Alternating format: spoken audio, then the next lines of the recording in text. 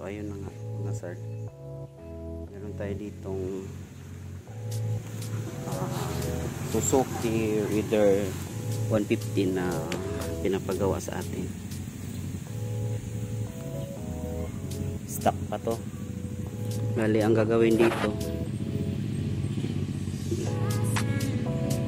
palakihan ng butas, tapos tawag dito sa amin kalkal. Ito yung cutting nya, tapos hindi na yung gagalawin yung catalytic sa loob, and then yung butas sa dito ganito kalaki sa butas ng cap nya. Yan. Stis pa rin siya, hindi siya gagalawin yung ano nya, cap nya. Yan siya.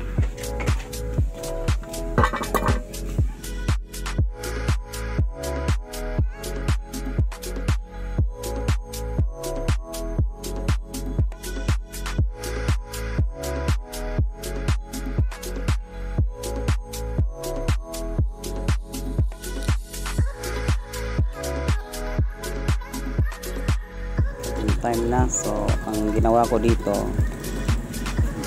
tinatanggal ko muna itong yung cap nya.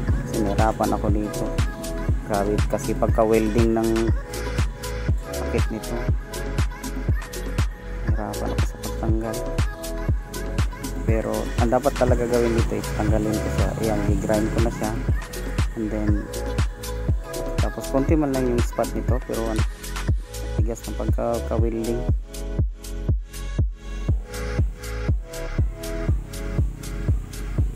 So yun, natanggal ko na, pero pahirapan pa.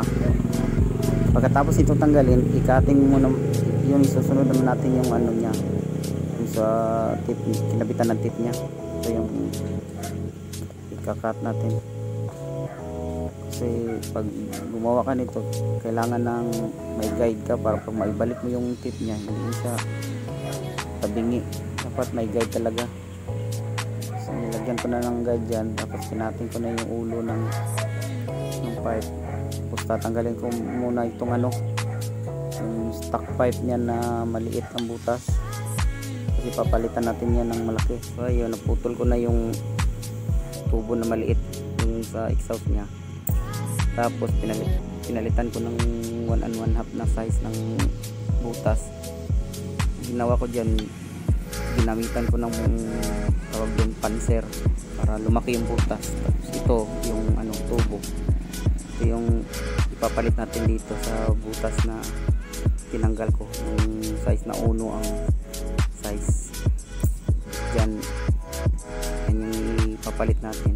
Actually madali lang itong gawin.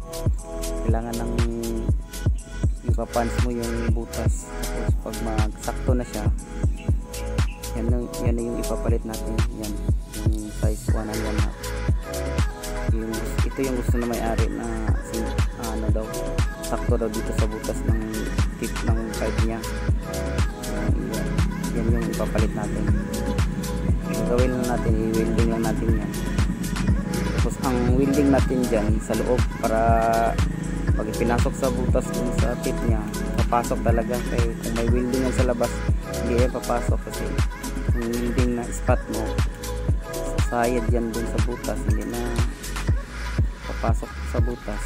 So ang ginawa ko, hinili ko sa loob ang welding. Tapos sa tip naman, yung sa tip ng pipe, sa loob din ang welding, para walang kitang, di masyado makita yung mga welding sa loob.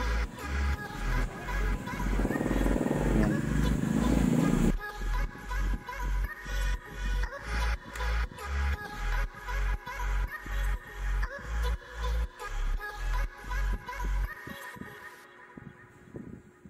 Dapat yung spot pa konti-konti lang dito sa ano, sa loob.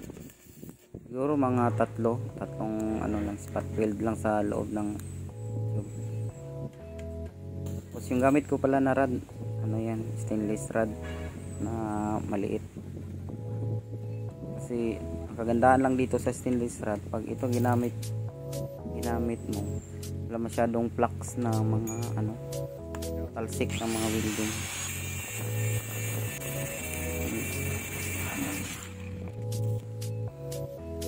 Ayan, sakto na siya. Ginawa ko dyan, inat ko yan ng 45 degrees.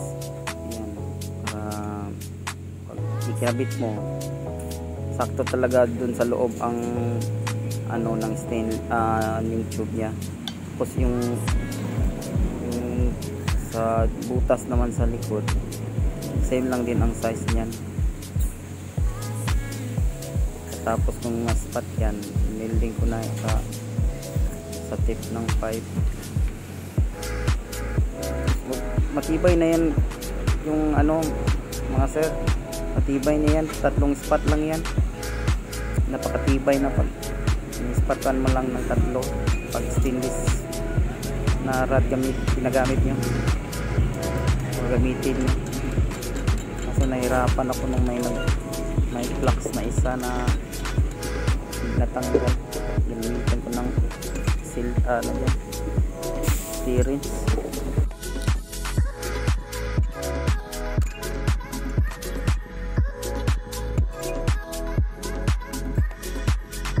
Natin sa tip. Ayan, kita nyo dyan mga sir, sakto talaga yan sa butas ng tip. Ayan, fix na fix talaga siya. Pantay din yun sa likod mga sir. Sa likod naman yan yung kabitan ng screen sa likod. Kasi yung screen yung tawag doon, perforated sheet ang ginagamit ko. Tapos sa likod yan yung ilalagay yung fibers, may gilid-gilid ng pipe. Yan. Ayan, tapos i-spot lang natin dyan sa loob para natin mga hindi na masyado full weld, spot lang,ilisan lang muna natin. Tapos dyan i-welding, ilisan lang natin kasi yung time natin limited lang. So tapos kung linisan dyan, yan, i-welding ulit, i-check kung may butas pa. Ito na yung standard pipe nya. Ayan yung mga division nya sa loob. Gagawin dyan yung sa gilid, gamitan natin ng welding, pali i-chamfer natin para i-cutting natin yung sa loob, o ubusin natin yung division nya para wala na matira. Ang ginawa ko dyan, kinating ko lang ng welding matanggal yung division niya sa loob. Ayan yung nangyari sa loob. Pag kinakating mo, tatanggalin mo talaga yung division niya. Tapos susunod, ayan na. Tapos uubusin mo talaga yung natira dyan. Ayan, tatanggalin din natin yan mamaya. Ayan, may natira pa na bali dalawang division yung tatanggalin natin.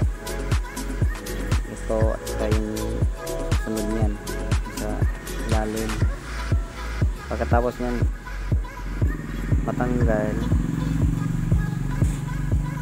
pero huwag yung diinan masyado mag-cutting kasi may tendency kasi yan tatamaan yung gilid ng pipe tapos nasusunog. May tendency pa nga dyan mabubutas yung sa gilid ng pipe. Hirap kaya yan pa yun, naubos natin, natanggalan natin yung dalawang division. Yan lang, yan na yung natira. Yan lang yung natira. Yan siya. Yung tubo na yan yung catalytic niya sa loob. Kasi hindi pwedeng galawin yan. Kasi may hirapan na yung motor umandar. Kasi may sensor kasi yan. Kasi yung reader na motor, siya keep eye siya, fuel injected. Pag yan tinanggal mo, nako lagot, sisira yung motor. So dapat wag mo talagang tanggalin yan. So, yun yung nakaprogram na yan sa loob ng carburetor niya.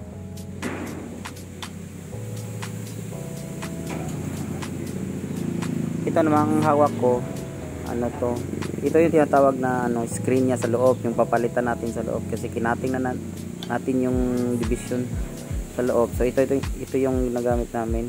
Ito yung papalit natin doon sa loob. Bali ang gagawin diyan, bibilugin ng bilog na bilog, tapos diyan ikakabit sa may tip ng pipe. Yan. Tapos sa gilid-gilid ito naman nilagay yung fiber mat. Yan. So hindi pa na-welding pa natin yan. Kung tatanong kayo saan makabili nito, may nagbebenta ito sa mga malalaki na hardware, yung mga nagbebenta ng mga steel. Ewan ko lang kung may nagbebenta ba dyan sa inyo ng mga pakonti-konti, kasi dito sa amin meron naman nagbebenta ng size guys, 1x3. Ang lapad kasi niyan is 3 feet. Na lang, bali ginawa nila, binibenta nilang ng pakonti-konti para mahal man kasi yan pag bilhin mo yung buo na yan. Yun sa isang pligo. Ito na, yun yung sinasabi ko na sa gilid mo ilagay yung fiber mat. Ayan, sa gilid-gilid lang. Kailangan ang paglagay ng fiber mat sakto lang, kasi pangit kasi ang tunog pag once na diniinan mo. Ang ginagawa ko dito, yung fiber mat binasa ko kasi makati yan makati yan yung powder niya, yung at saka yung dust niya. Pag lumilipad yan, papasok yun sa hibla ng balahibo mo. Tapos nagja-jacket ka o natutulog ka na, napakakati yan sa balat. Naglagay kayo ng fiber, hindi man yan sa pag naglagay lang, lagay lang. May sikrito kayo dyan para maganda yung tunog ng fiber. Siyempre hindi ko na i-reveal yun sa amin na yun. Yung tapos pag ayan na, lagayin mo na yung tapos i-sitting mo na siya para pantay siya pag nakabit na sa motor. Spot lang, konti lang yung spot. Tapos ang kagandahan lang dito, once na spot na yan, hindi na siya gagalaw. Tapos spot lang, wag nang i-full weld. Ang diskarte kasi dyan, pagkatapos na spot, yan, naka-spot na, wag mong i-full weld yan kasi tatanggalin mo nung pagdating ng panahon. Tapos i-refiber mo ulit, ang dami ng welding. Kaya ginawa ko, konting spot lang yan, tapos na. Sa gilid-gilid kasi sisingaw din yan, bibili ka ng yung tawag doon silicone o mighty gasket. Yung gasket sa makina, yan yung ipapahid mo dyan sa gilid. Yan, dyan sa gilid. Marami yung bibenta naman ng mga silicone ng ganyan. Ito yung finished product natin mga sir. Ayan kaso pipe lang din nila dito na may-ari hindi natin sound check. Ayan, tapos na. Okay na, napakaganda.